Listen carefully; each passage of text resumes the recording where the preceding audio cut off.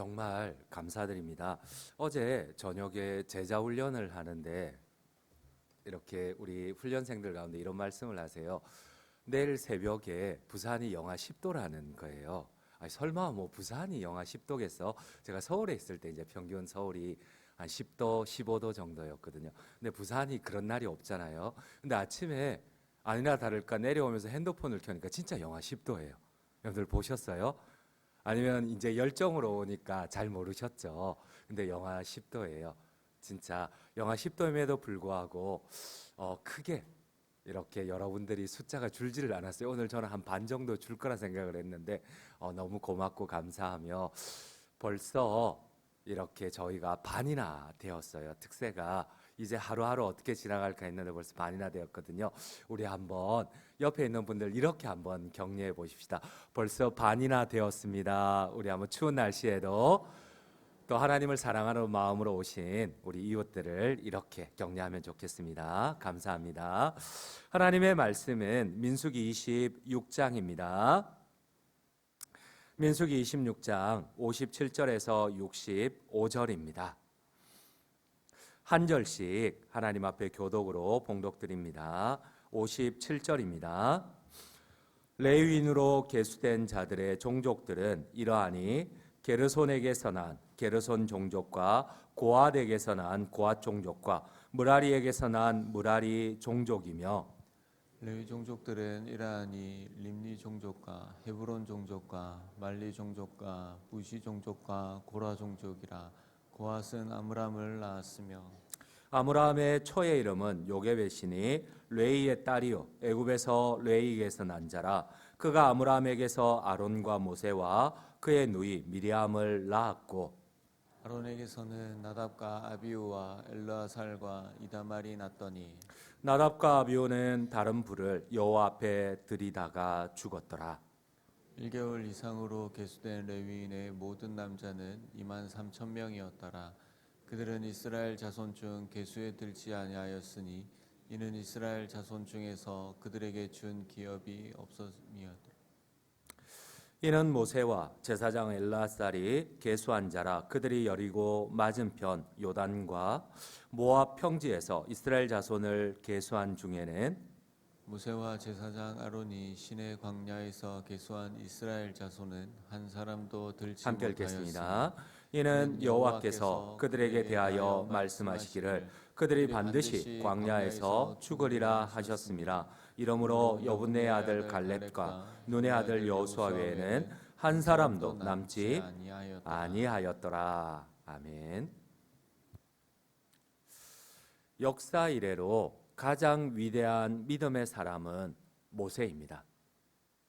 모세는 40일 동안 성경에서 하나님과 독대한 유일한 사람입니다. 여러분, 역사 이래로 그 누가 전능하신 하나님, 거룩하신 하나님과 마주해서 40일 40야를 하나님과 이야기한 사람이 있을까요? 모세 외에는 없어요. 성경은 모세와 같은 믿음의 사람이 없다는 것을 강조하기 위하여서 사람 가운데 유일하게 하나님과 친구처럼 40일을 이야기하였다고 합니다. 우리 한번 성경 출애굽기 33장 11절을 함께 읽도록 하겠습니다. 사람이 자기의 친구와 이야기함 같이 여호와께서는 모세와 대면하여 말씀하시며 모세는 진으로 돌아오나 눈의 아들 젊은 수종자 여호수아는 회막을 떠나지 아니하니라. 그렇습니다. 40일 동안 하나님과 인간으로서 유일하게 대화하며 친구처럼 편안하게 대화한 유일한 사람이 모세입니다.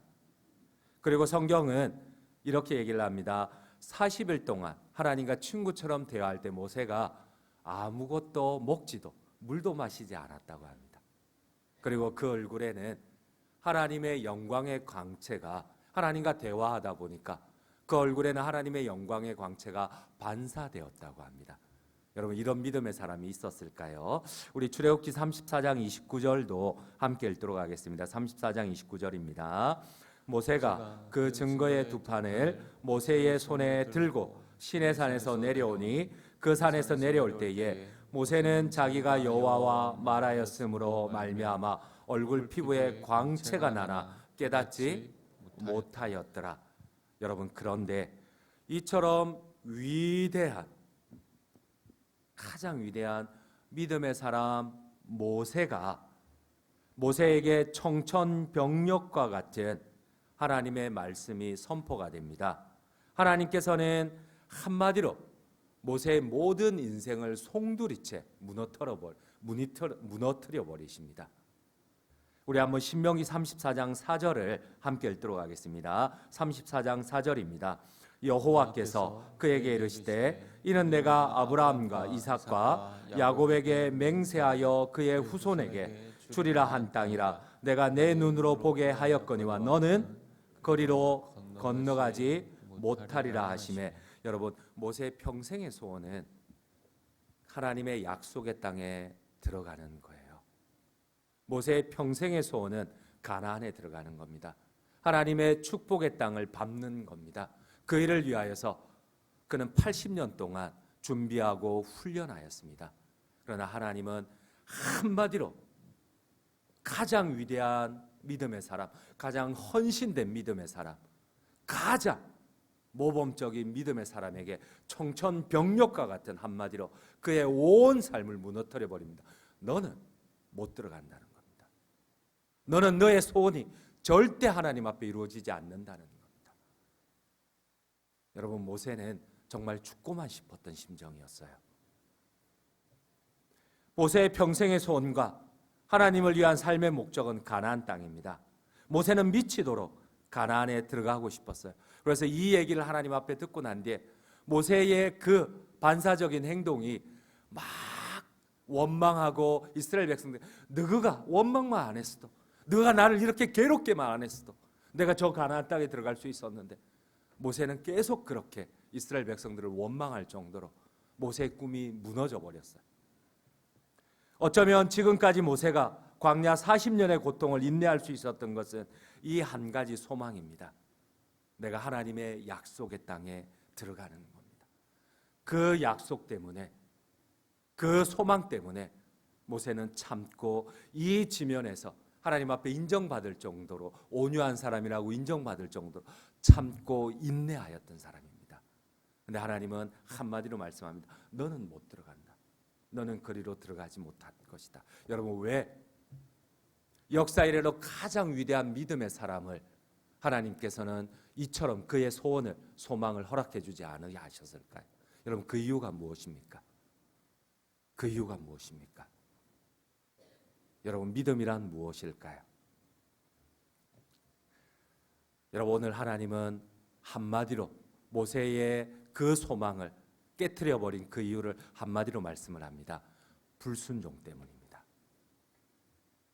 그렇습니다. 모세 역시도 하나님께서 명하신 대로 순종하지 않았습니다. 여러분, 출애굽한 이스라엘 백성들 가운데 250만 명, 최소 250만 명입니다. 그 가운데 하나님의 약속을 받은 사람은 두 사람밖에 없습니다. 여호수아와 갈렙 외에는. 여러분, 그 가운데 반드시 우리 생각에는 모세도 포함되어야 될 것 같은데 모세가 포함되질 않아요. 왜요? 모세 역시도 그 250만 명 가운데 불순종한 사람들에게 속한 사람이기 때문에 그렇습니다. 모세 역시도 가나안을 밟지 못합니다. 축복의 땅에 들어가지 못합니다.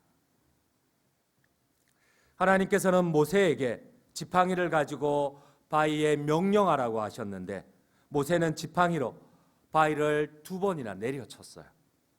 모세, 우리 생각에는 하나님이 명하시라 한 거하고 내가 화가 나서 혹은 나를 나타내기 위하여서, 나를 가시게 하기 위하여서 지팡이로 바위를 2번 때린 거하고, 여러분, 이 차이가 무슨 차이일까요? 우리 생각에는 아무 차이도 없어요. 그러나 모세의 그 80년의 인생이, 아니 120년의 인생이 완전히 깨어져 버려요. 하나님의 약속의 땅에 들어가지 못해요. 모세의 이러한 행동은 하나님의 능력이, 하나님의 시련이 마치 자신의 능력인 양, 자신의 과시인 양, 자신의 행위를 자랑하는 거였어요. 하나님은 명하라 했는데 모세는 자기 감정에 2번이나 바위를 쳤어요. 그래서 하나님께서는 이 모세의 불순종 때문에 모세 역시도 가나안에 들어가지 못하게 하십니다. 우리 한번 민수기 20장 11절 사건을 함께 읽도록 하겠습니다. 20장 11절입니다. 모세가 그의 손을 들어 그의 지팡이로 반석을 2번 치니 물이 많이 솟아나오므로 회중과 그들의 짐승이 마시니라. 결국 모세 역시도 하나님의 말씀에 대한 불순종에 대한 책임으로 그의 가장 큰 소망이 이루어지지 않습니다.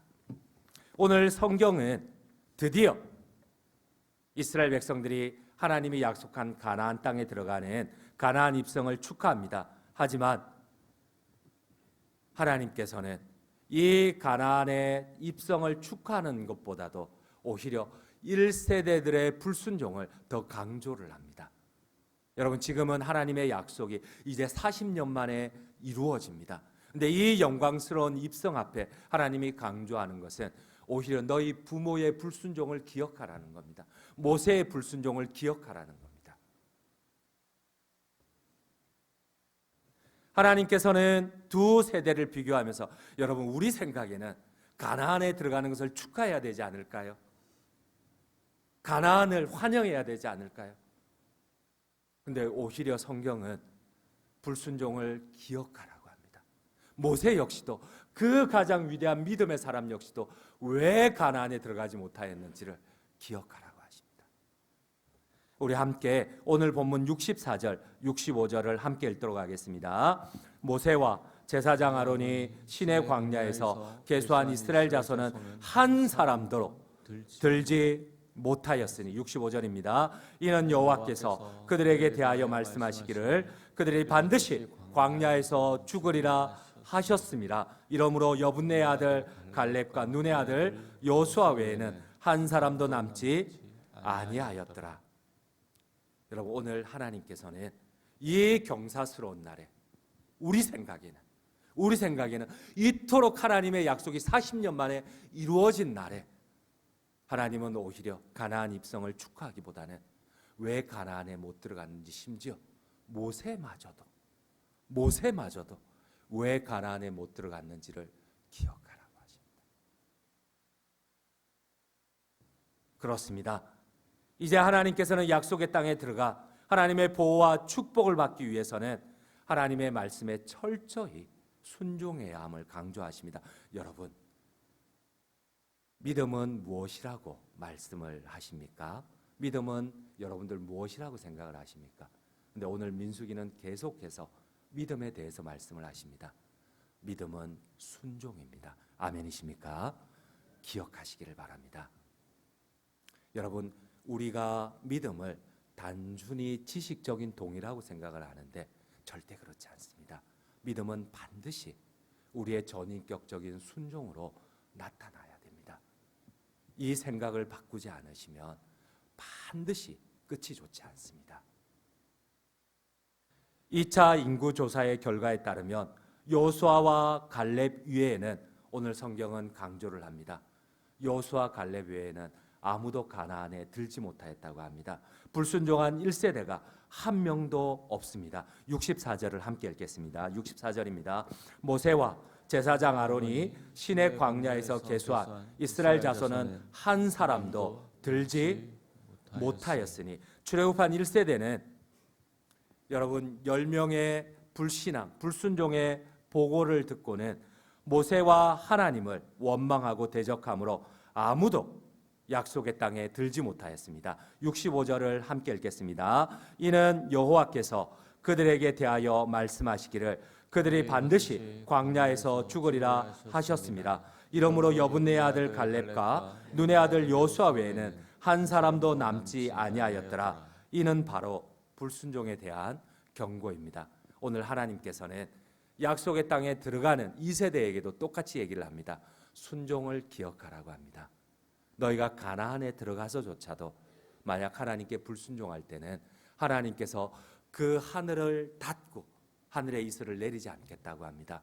땅을 닫고 땅의 풍성함을 하나님이 주지 않겠다고 합니다. 그래서인지 여러분, 오히려 가나안 땅에 들어가서도 수많은 다음 세대들이 광야와 같은 주변 나라들의 고통을 당할 수밖에 없었어요.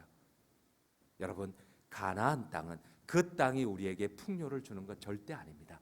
우리가 하나님과 순종의 관계를 유지할 때에 그곳은 사막이 가나안 땅이 될 수가 있고 또 축복의 땅이 하나님의 약속대로 우리에게 임할 수가 있습니다. 아멘이십니까? 결론을 맺도록 하겠습니다. 여러분, 믿음은 순종으로 나타나야 됩니다. 참된 믿음이. 그러므로 하나님께서는 참된 믿음을 순종이라고 말씀을 하십니다. 하나님의 말씀에 대한 순종 없이는 우리는 약속을 받을 수가 없어요. 그러므로 하나님의 약속의 말씀 앞에서 끝까지 올 한 해 순종을 결단함으로 2025년에 그리스도 예수 안에 있는 모든 좋은 것들을 하나님의 약속으로 받아 누리시는 우리 모든 장전중앙 성도님들 되시기를 간절히 주님의 이름으로 축원드립니다.